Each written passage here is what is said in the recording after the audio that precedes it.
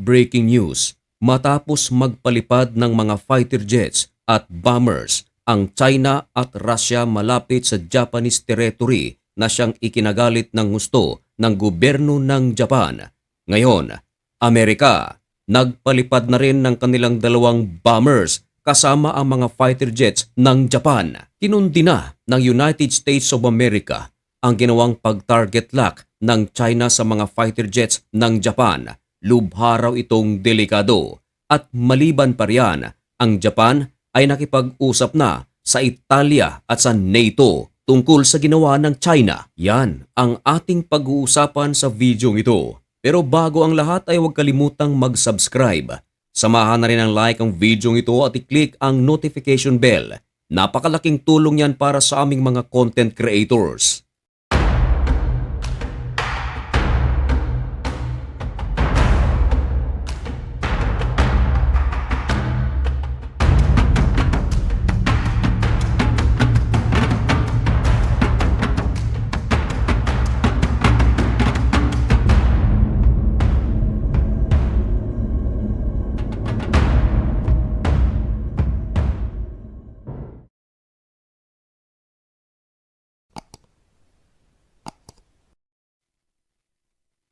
Maligayang pagbabalik mga kaibigan. Kumusta kayong lahat? Ngayon ay December 12, 2025 at nagbabaga at napakabagong balita ang ating ihahatid sa inyo. Dako pa rin tayo sa balitang Asia.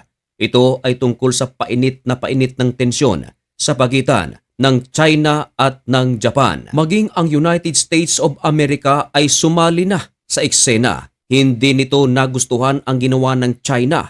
Ito nga, yung pag-target lock sa mga fighter jets ng Japan.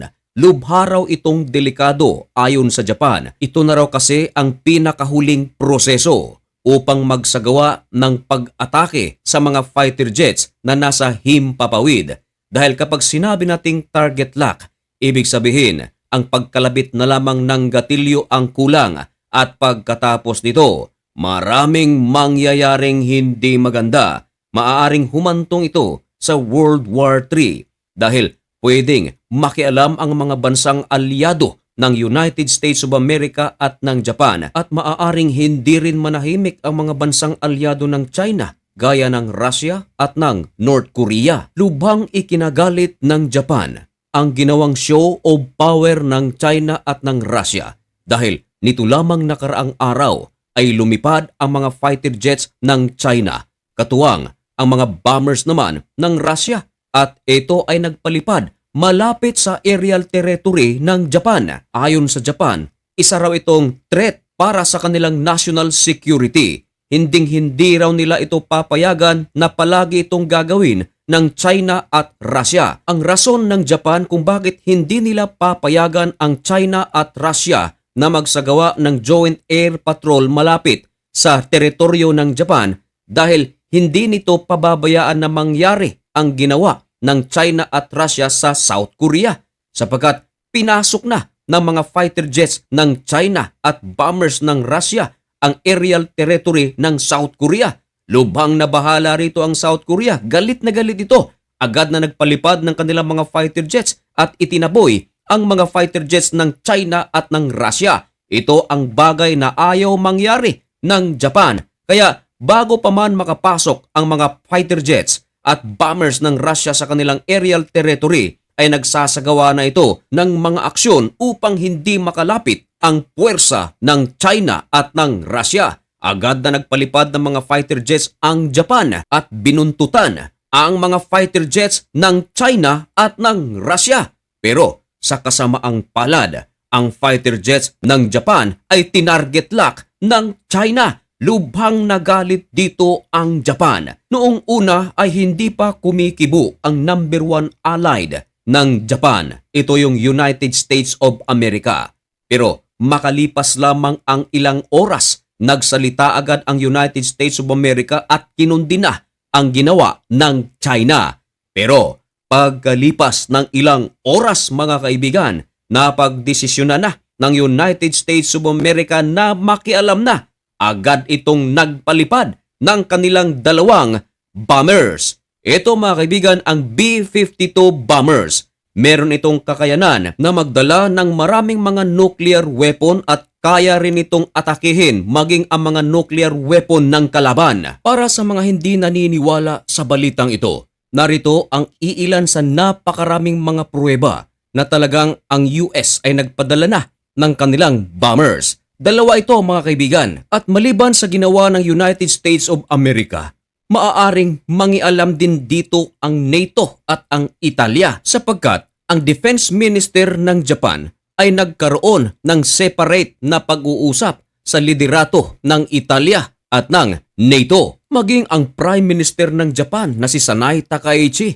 ay nagpaliwanag din sa NATO at sa Italia kung ano ang ginawa ng Beijing. Ang kanyang ipinaliwanag yung pag-target lock ng Beijing sa mga fighter jets ng kanilang bansa. Nako, talagang napakalaking gulo nito mga kaibigan. At ang lahat ng kaguluhang ito ay nagsimula noong sabihin ng China na kanilang kukunin ang Taiwan sa sapilitang paraan. Pero pumalag dito ang Japan. Hindi nila nagustuhan ang pahayag ng China kahit na alam ng Japan na merong tinatawag na One China policy. Pero hindi pa hihintulutan ng Japan na kunin ang Taiwan sa paraang marahas. Kaya buong tapang sinabi ng Japan na kung gagawin ito ng China ay hindi sila magdadalawang isip na ipadala ang kanilang mga puwersa sa Taiwan upang kalabanin ang puwersa ng China. At maliban pa riyan mga kaibigan, buhat nang magsimula ang kanilang batuhan ng mga maaanghang na salita,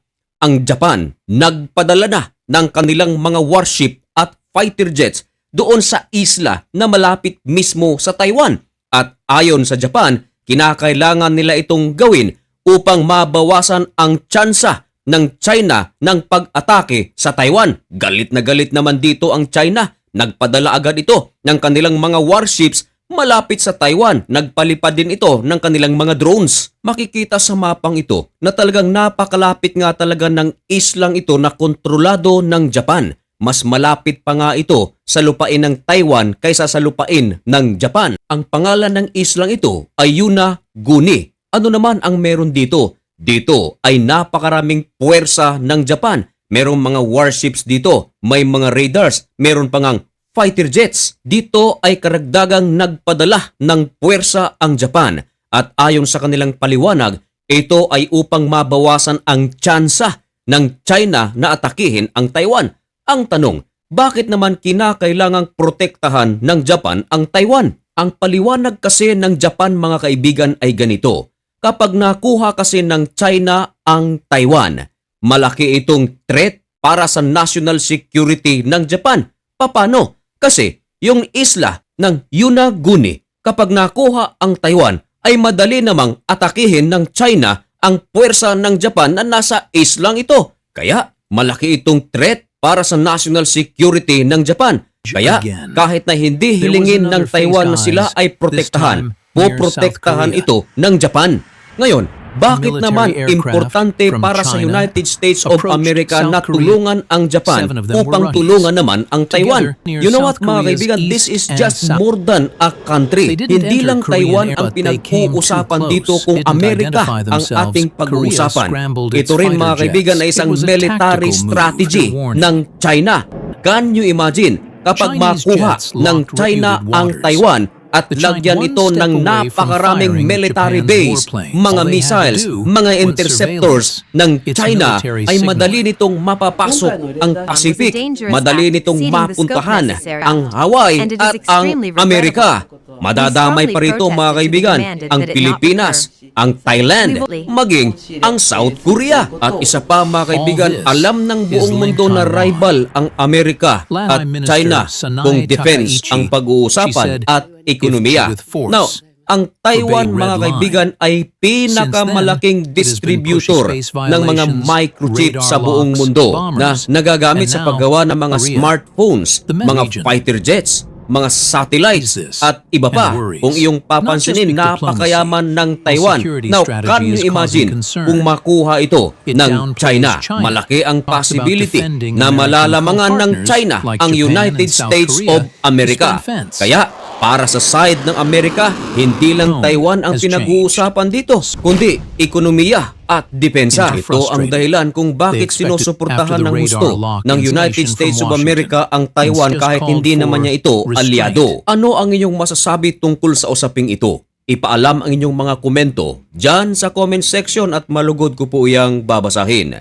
At mga kaibigan, hanggang dito na lamang muna ang videong ito. May God bless you and thank you so much for watching. Goodbye.